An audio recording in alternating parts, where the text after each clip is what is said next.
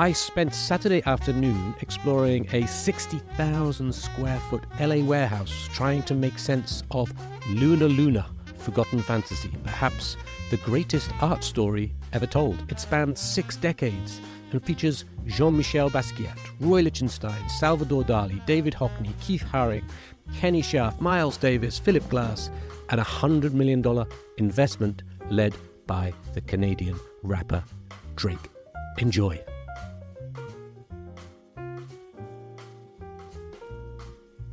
Welcome to the Like a Bird podcast. I'm James Chadwick, and throughout 2024, I'll be sharing one essay a week or perhaps an interview, and then I'll be rolling all these ideas up into my second book just in time for Christmas.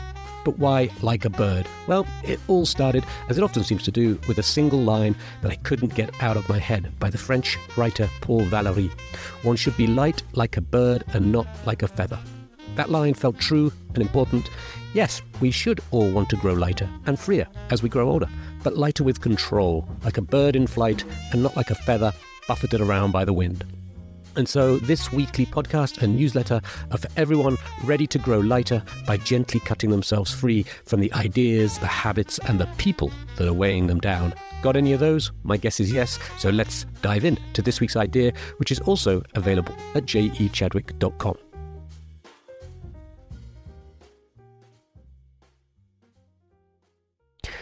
This week, I want to tell you all about Luna Luna, which is an incredible art exhibition in LA in 60,000 square feet. I went to see it at the weekend. It was by far the best experience I've ever had with an art exhibition. I hadn't heard about it until a few weeks ago, and we're going to explore that. And I want to try and tell the story in 3 acts. I want to explore the original event that took place over 5 weeks in 1987 in Hamburg, try to bring that to life. And then in Act 2, try to explore the forgotten years, 40 years in the desert, I call it, and try to capture why we may have forgotten what actually happened with Luna Luna. And then in Act 3, of course, the resurrection. It's been brought back through a $100 million investment led by Drake to its full glory. I want to try to explore what it means and what makes this the greatest art story ever told. So let's dive in. Luna Luna, Forgotten Fantasy, the greatest art story ever told. I spent Saturday afternoon exploring a 60,000 square foot LA warehouse, trying to make sense of Luna Luna, perhaps the greatest art story ever told. It spans 6 decades, features Jean-Michel Basquiat, Roy Lichtenstein, Salvador Dalí, David Hockney, Keith Haring, Kenny Scharf, Miles Davis, Philip Glass, and a $100 million investment led by the Canadian rapper Drake. The story begins in Cold War Vienna and Hamburg against a backdrop of post-war Holocaust trauma.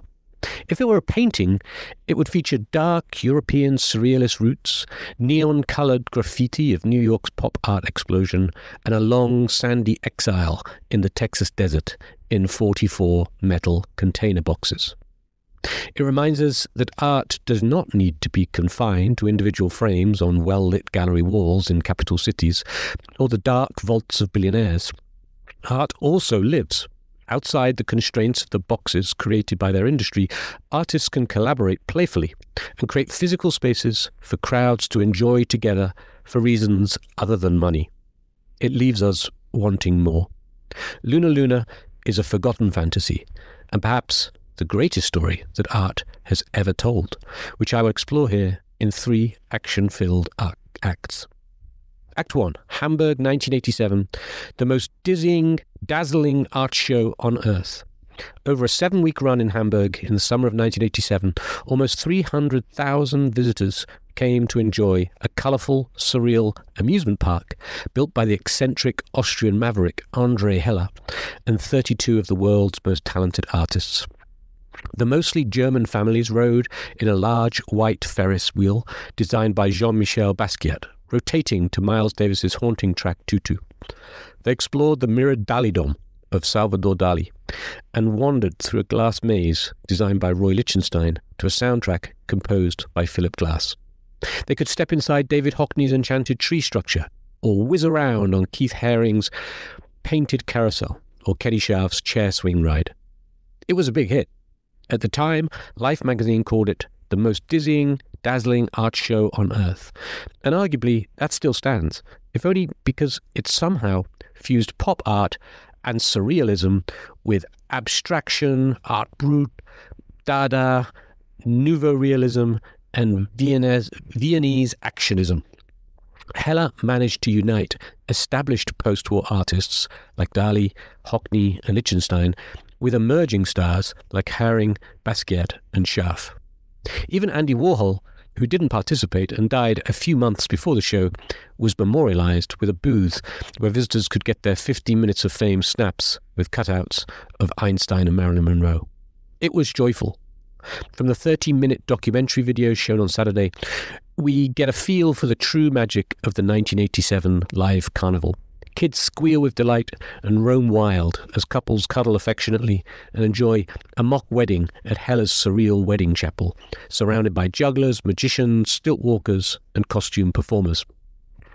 To remind us that this is 1980s Europe and definitely not 2024 California, we can watch the stunned and sniggering audience of Manfred Dake's Palace of the Winds, a live performance of amplified, bare-cheeked farting accompanied by a concert violinist. Apparently, there was a tradition of public flatulists in Europe earlier in the century. And then it ended. After one summer of fun, Luna Luna was packed up into containers, ready to be shipped to the next destination. As they meticulously packed and labelled everything for the next event, nobody dreamed it would be forgotten for almost 40 years. But who was Hella? How did he come up with such a colossal idea? And how did he pull it off? Franz André Hella was born in 1947 in Vienna into a wealthy Jewish family of sweets manufacturers, Gustav and Wilhelm Hella. In 1964, he began a prolific and eclectic creative career as a German-language artist, author, poet, singer, songwriter, and actor. 60 years on, he's still going. The idea for Luna Luna was inspired by his childhood memories of the Prater amusement park in Vienna, and a strong desire to bring the progressive, avant-garde art he was so passionate about into the lives of everyday people who wouldn't normally visit galleries and museums. In short, he wanted to bring artists together and then bring their art to the masses. But it took him a decade to pull it off.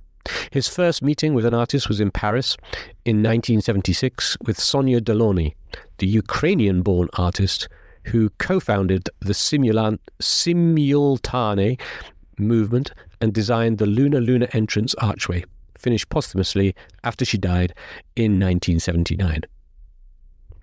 Hella persisted with his vision. After turning down funding from McDonald's in 1985, he closed a grant for $350,000 from a German magazine and started traveling to visit the world's most talented artists. With a budget of only $10,000 each, he had to inspire them into acceptance. In his own words, this was the pitch. Listen, you are constantly getting the greatest commissions. Everyone wants your paintings or sculptures, but I am inviting you to take a trip back to your own childhood. You can design your very own amusement park just as you think would be right today, and really, without exception, everyone answered by saying, sure, that's a nice, pleasant challenge. Eventually, the ball got rolling, and the artists themselves started making introductions.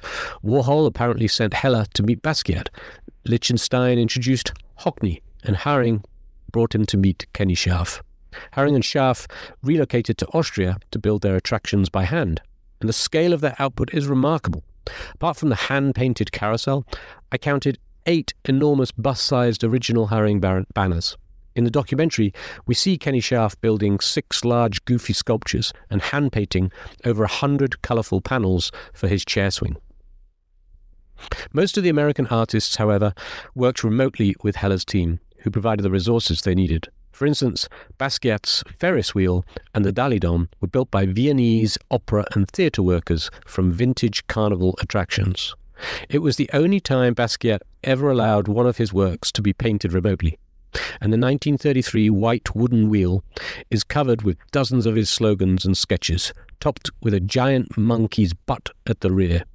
Recently, Basquiat's sisters have shared that their brother loved visiting Coney Island as a kid, and we feel he would have approved. On Saturday, I wasn't aware how old the original attractions were.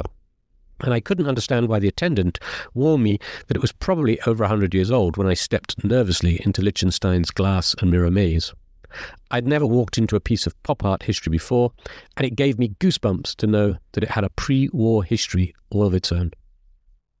Act 2, Texas, 40 years in the desert. After such a successful debut in Hamburg, Heller understandably thought he had options. Initially, it looked like Vienna's city council would buy the park for permanent display, but this fell through. At one point, it was rumoured to be heading to the Netherlands, and a US tour was being explored. A wider European tour also went nowhere, and the storage fees started to mount up, sending Heller into debt. He ran out of runway. Finally, he agreed to sell Luna Luna for around $6 million to a Delaware-based philanthropic group, the Stephen and Mary Birch Foundation. They intended to recreate it in San Diego's Balboa Park, still a great location, and an LA Times article in 1991 suggested it was a done deal. Quote, "What seemed impossible has become all but definite. A local arts venture has won the enthusiastic support of both arts professionals and city officials." But again, the relaunch fell through due to a dispute about charging commission and various rights concerns, and the ownership went into decades of litigation. As the legal issues dragged on, the 44 containers were shipped to rural Texas, where they sat baking by the side of a road, accompanied by rattlesnakes, armadillos, and scorpions. Meanwhile, the art world moved on and forgot all about Luna Luna, perhaps because it took place in Germany and before the internet and smartphones. It didn't take long for the memories to disappear. In fact, I personally spent time in a commune in Hamburg just a couple of years afterwards, and nobody ever mentioned it. Why was Luna Luna so easily forgotten? Of course, great art often goes missing and has to be rediscovered. But this was so unique and contemporary and on such a large public scale that the collective amnesia feels strange. Perhaps because it deliberately sought to disrupt the art industry's collective control of value and meaning through its arteries of auctions, museums, and galleries. Was Heller's ambition a threat to the establishment to bring the artists together and then art to the masses? Meanwhile, in England, in 2015, Banksy, another artist operating outside the establishment, managed to pull off a darker sort of bizarro Luna Luna amusement park called Dismaland.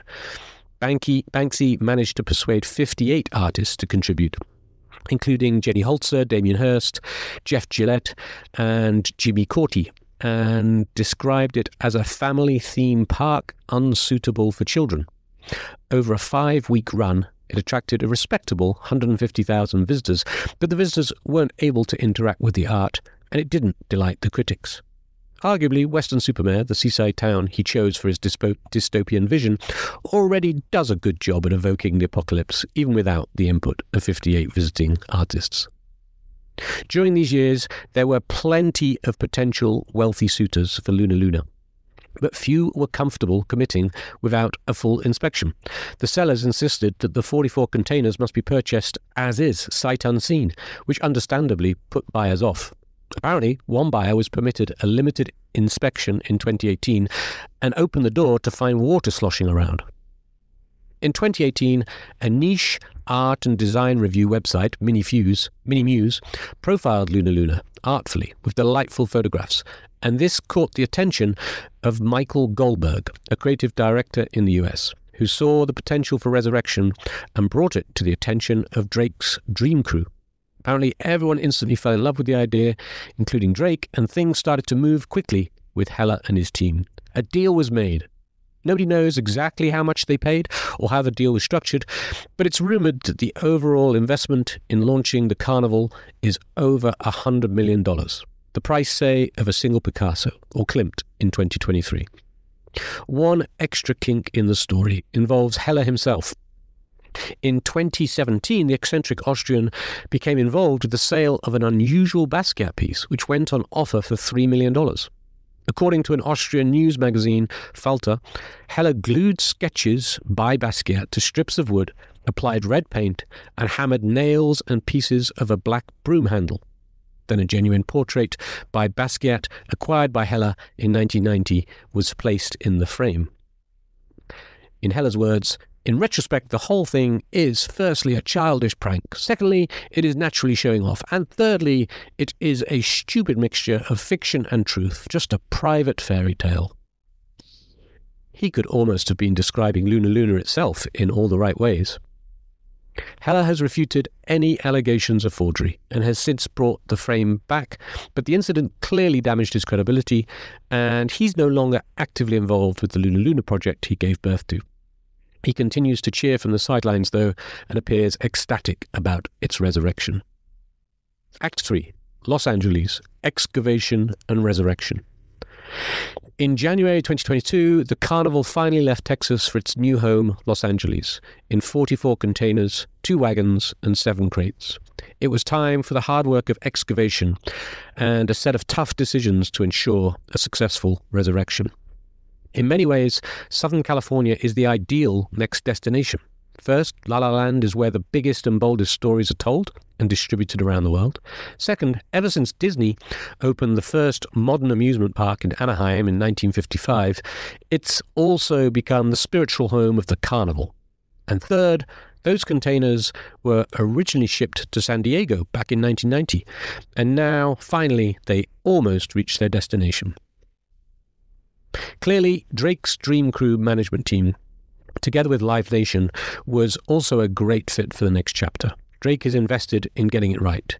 In his own words, it's such a unique and special way to experience art. This is a big idea and opportunity that centers around what we love most, bringing people together. If you know how to pull off the technical and artistic production challenges of a multi-city concert tour, presumably reconstructing a carnival feels manageable. It probably also helped that in 1987, each attraction was lovingly packed and labelled by meticulous Germans and Austrians. Another lucky break was the archive of Sabine Sarnitz, the Austrian underground photographer who captured Luna Luna's development in more than 10,000 photographs across multiple cities in 1986 and 7. With her Nikon and Sinar cameras, she often used long exposures and supplemental spotlights to profile the crowds at the fairground and the work of artists, technicians, artisans, architects and studio teams. Sarnitz captured everything. Together with a detailed event book published by Heller, the photos not only helped the crew reconstruct the attractions faithfully, but they also now feature as fascinating mood boards as part of the new exhibition itself. The new owners set about opening the containers, rebuilding the attractions in a 60,000 square foot Boyle Heights warehouse, and sprinted fast to reopen the carnival. They launched in December 2023, just in time for Christmas, and opened to positive reviews and busy crowds. The tickets cost $38 on weekdays and $48 on weekends. And there's also an $85 VIP Moon Pass, which gives visitors the opportunity to interact with various attractions. The carousels and Ferris wheels of Luna Luna are finally turning again, at least until spring at this location. But did they get it right? With all the trade-offs between art and amusement, cost and safety, physical works and multimedia storytelling, have they been faithful to the original intentions? And ultimately, after almost 40 years in the metaphorical and literal desert, what does it all mean? I think they pulled it off masterfully. It was certainly the most memorable art experience of my life, even inching past a glorious Hockney Immersive 2023 retrospective in London. There were so many ways they could have gone off-piste, but they managed to tell this remarkable story with a perfect balance of colourful joy and challenging ideas. A few highlights for me, although you can explore more at their website.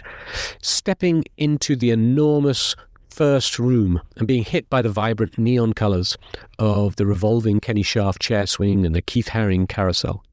Squirming at the videos of bare butt cheeks farting a waltz outside the graphically painted facade of the Palace of Winds, discovering the full industrial scale of those 8 bus-sized, joyful Haring tarps, which you uniquely hand-painted. Navigating Lichtenstein's Luna Luna Pavilion, a 100-year-old glass mirror maze, following the curated timeline wall installation, which weaves European history with major art movements and the artists' own lives, and many, many more. How could it be an even better experience? Well, perhaps they might dial up the live fairground entertainers to create a vibe of the original event, perhaps find a way to make just one of the moving attractions available for us to sit on for the same reason. People do turn up and they want to sit on things. But why? This is now art, not an amusement park. It's now art because of its story and the collective cultural importance of its creators. We don't need to sit on art to enjoy and learn from it. If Luna had been all joy, it would have been less meaningful. There are darker and more challenging moments too, more true to the reality of a divided Cold War Germany in 1987, still a few years before the Berlin Wall came down. Many of the artists were Jewish, including Hella, and if you scratch the surface of the more avant-garde European art movements, you feel the brutality of a haunting recent past might be revealed. We see it in Daniel Spoeri's Crap Chancellery, a spoof replica of Albert Speer's designs for Adolf Hitler's Reich Chancellery, an architectural symbol of Nazi grandeur and power. Spoeri's own father was murdered by Nazis in World War II. The columns are topped with piles of excrement, and apparently the interior of the original doubled as both an actual bathroom and a gallery of grotesque sculpture. Perhaps most darkly, the documentary features the mechanical theatre of robots and mannequins built by British-Swiss artist Jim Whiting. Constructed from found objects and discarded junk, the torso-less dancing trousers and thrusting human machine figures at a bar or suspended above a car crash create ghoulish scenes of alienation. The mannequins, thank God, are no longer connected to their electronic motors and now sit lifeless and menacing. One is labelled man-watching porno. I don't know what the plan is for them. I don't particularly want to know, and I'm in no hurry for them to resurrect this attraction. Epilogue, the greatest story. We may believe we go out to appreciate art because we find it beautiful, inspirational, or awe-inspiring.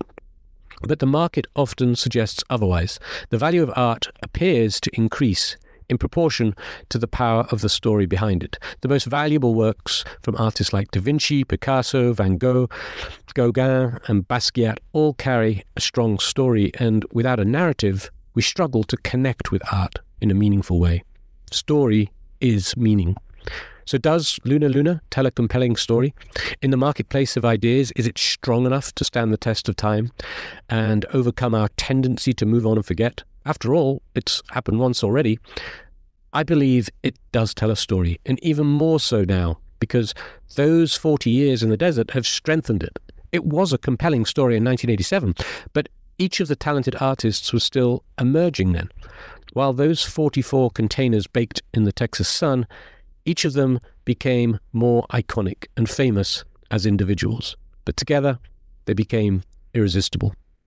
And now, after a few false starts, they have experienced the strongest story of them all, the ever-powerful arc of struggle, death, and finally resurrection. The door to the tomb has been rolled away.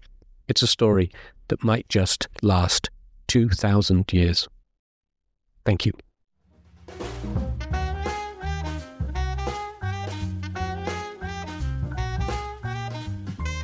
Thank you for listening to Like a Bird. Please subscribe to get one new idea a week. Check out more creative projects at jechadwick.com and share with anyone you think might be trying to grow lighter. And have a great light week.